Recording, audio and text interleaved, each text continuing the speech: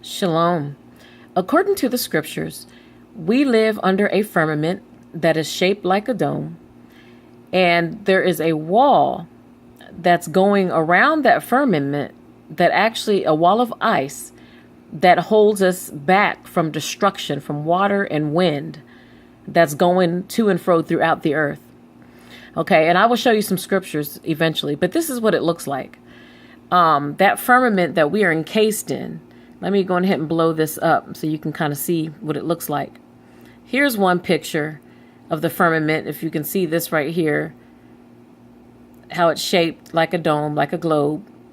And this around the edges right here would actually be the ice wall that's holding us in. Let me show you another picture. This one looks a lot more like it. You see this white edge right here? This is actually an ice wall. And then this overhead is the firmament that's described in the book of Genesis and actually all over the Bible, the domed firmament that we are encased in. And this ice wall here actually holds us from danger. Like I said, from the wind and the water that's on the other side of this. Again, I'll show you scriptures for that. Well, apparently that has broken off. And this is what it looks like. This is the shelf with the ice. And that's what's holding us back from danger. And we're encased in a dome up under this. Okay. And everything on the outside of it is harmful to us. Right. So basically it's chipping away. It's melting away. My opinion is that it's not doing it by itself. I mean, it's been there for however long the earth has been here, and it's been just fine. But we know that the scriptures talks about how the Most High God is going to destroy those who are destroying the earth. So this is why my assumption is that someone is actually doing it on purpose to bring us harm. We also know the scriptures that say that unless the Most High God shortened the days of the end, all mankind would perish, and they will be shortened for the sake of the Most High God's chosen people. This is found at Matthew 24, 21 and 22. And in the chapter of Matthew 24, you'll find all of the different signs of the end times that are going to be happening. So it's apparent that the Most High God is not doing it, because he says that those days, the last days, are going to have to be shortened. Otherwise, all mankind will perish. So that means that humans are doing it. Humans, these rotten humans that are ruining the earth, are up to no good. And they're trying to actually bring about the end of the world. And that's why you hear people, on TV, on the radio, like everywhere in Hollywood, talking about the end, and all the movies that they have that are out that's talking about the end of the times. Time magazine cover with Trump and Hillary. The end is near. So they're trying to make the end come, right? It's obvious. It's very, very obvious if you put two and two together. That's what they're trying to do. They're trying to make the end come on their own. So without further ado, I'm going to show you some footage. Scientists are predicting a 110-mile sheet of ice, a chunk the size of the state of Delaware, will break off Antarctica in the coming days or weeks. The cause is warming ocean waters, and the ice melt has implications for sea level rise well beyond the South Pole region. The National Geographic July issue cover story is called "Antarctica is Melting, and Giant Ice Cracks Are Just the Start." Joining me now from Birmingham, Alabama to discuss this is Robert Krumzik, the Senior Environmental Editor for National Geographic. Thanks for joining us. First of all, a chunk of ice the size of Delaware seems almost impossible to put our heads around, but that's actually a small piece when you think of the size of Antarctica. Yes, it is, and it's even just a small piece, Hari, of the Larsen Sea ice shelf that it's breaking off of. Larsen Sea is a floating slab of ice that's the size of Vermont and New Hampshire combined. And what's happening there is that a rift that has been growing for years now, this year really accelerated. As you said, it's about 15 miles wide, and it's been growing from south to north. Basically going to slice a big chunk of ice off the ice shelf, and that chunk will be the size of Delaware. We have a picture of one of the cracks that are going through. Scientists have been looking and studying and trying to get at some of these cracks for a long time. How deep does it go down, and why are they so concerned? The crack in Larsen C, where Larsen C meets the sea, it's about 600 feet thick. And most of that is underwater, so there's an ice cliff of about 60 feet that towers above the waves. So the crack goes about at least 600 feet. If this iceberg goes, the worry is that the whole ice shelf might collapse, as other ice shelves on the Antarctic Peninsula have already collapsed.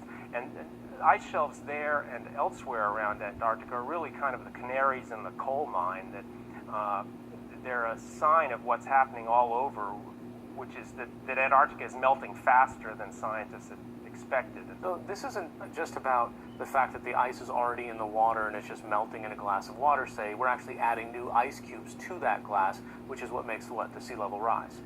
Well, yes, that's the perfect analogy. This ice, the Larsen C ice shelf, is floating. It is like an ice cube in a glass of water. So even if all of it collapses, that itself does not add to sea level. But the thing about ice shelves is that they function like corks. They're bottling up a much larger amount of ice that's on the ground, on the land in this case, behind them.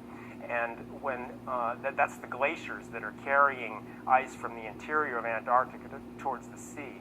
The ice shelves are really just sort of the floating ends of the glaciers. And so when that flow increases, more ice is falling into the sea and raising sea level. In the article, it talks about how scientists measure what's happening kind of underwater. Well, what's happening underneath these ice sheets? How's there warmer water, and what's the interaction of salt water do to this all?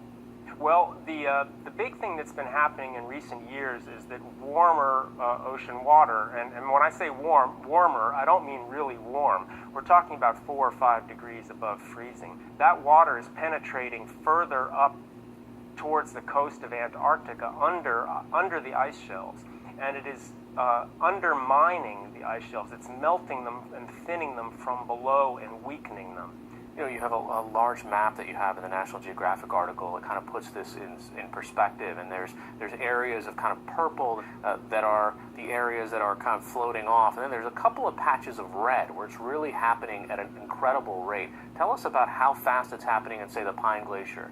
Basically, it's been an acceleration by several times. All over Antarctica, the loss of ice from the floating ice shelves has increased by a factor of 12 in the past 2 decades. So where in the mid-90s they were losing 6 billion tons of ice, now they're losing 74. What it is it's natural for these glaciers to flow to the sea, but what's happening is the speed has increased.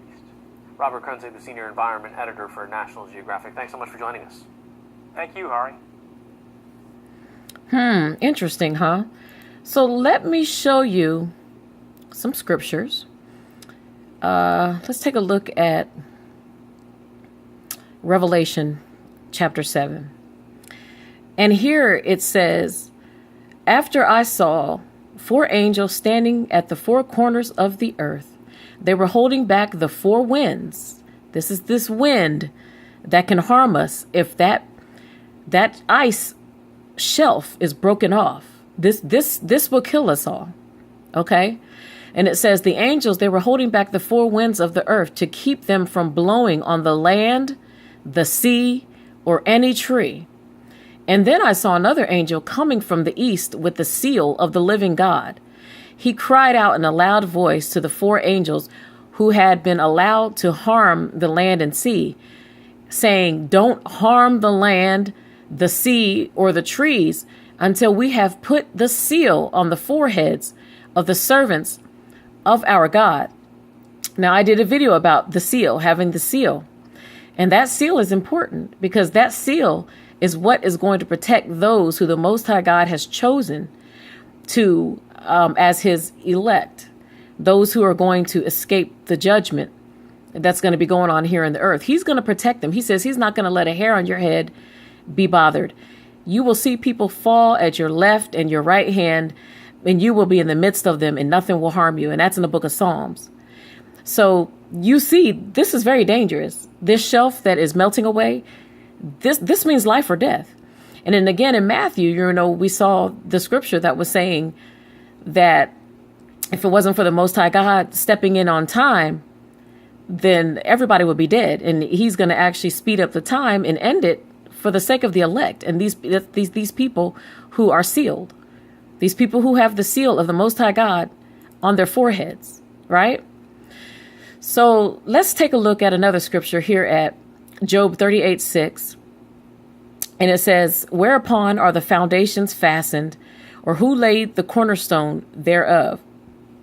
Because some people, there's like a debate going on. Some people saying that the earth is round, but the scriptures are actually saying that it's flat on the bottom and there's like a dome shape over top, just like those snow globes that you shake up and you see the snow fall, you turn it back around and you see the snow fall into the bottom. It's shaped just like that. Okay. Like a snow globe. And so it says, again, whereupon are the foundations thereof fastened? Who laid the cornerstone thereof? And it's talking about the earth. So I looked up the word cornerstone ahead of time. And it basically says that it's a stone that forms the base of a corner of a building joining two walls. I don't know if you can see that. Let me come up on that closer. You see that? A stone that forms the base of a corner of a building joining two walls. Okay, so that lets you know that there are corners on the earth, that it's not necessarily completely round or anything. And then here in the book of Genesis, the Most High God was talking about when he was creating the earth, how there was a firmament. And he says, and God made the firmament and divided the waters which were under the firmament from the waters which were above the firmament. And it was so. So we have water above and below, and land came up in the midst of that. And then I looked up the word firmament, and here's the definition for firmament. Here it is up here. A vault or an arch of the sky. So you can see it's arched. The top of the earth is arched like a dome. And then the bottom of it is flat. And then the water came up. The earth came up above it and into it. And that's how it was formed. So I wanted to show you that and everything to show you that this is a serious matter and we are actually in danger. So I say this to say, hey, you have all the warnings before you, and it's just so important for you to take heed to the warnings that are going on. The Messiah, when he walked the earth, again, like I said, in Matthew 24, the signs of the end times are there. Take a look at Matthew chapter 24. And he told us the things that are going to be happening on the earth, right, in the last days. And, people like me that do videos, we're warning you and we're letting you know. So if you're playing games and thinking that this is just as fun and games, that this is a joke, that, the end is not really going to come, then, well, guess what? You're just like the people in Sodom and Gomorrah, and you're just like the people in Noah's day who actually thought it was a joke and the end wasn't going to come. And that's all good. If you're good with that, then cool. You're good with that. But if you're serious and you really love the Most High, you really want to take the time to get to know him, and you really want to be in the kingdom, then it's just important to take heed to the warnings that you are actually being given by people who are actually paying close attention to the end times. Myself and other people. There are many of us out there that are truly paying close attention to the times of the end. And let me tell you, the signs are all around you. And this right here, if this is not a sign, oh my goodness. Okay. I just showed you in these scriptures. So just don't play. This is not a playful matter. It's time to take this serious. It really is. Okay. Get your life in order. Get your life right with the Most High God, because this world is going to come to an end. We have all the signs right before us that the Most High gave us. So with that, I say stay blessed, be a blessing to others, and shalom.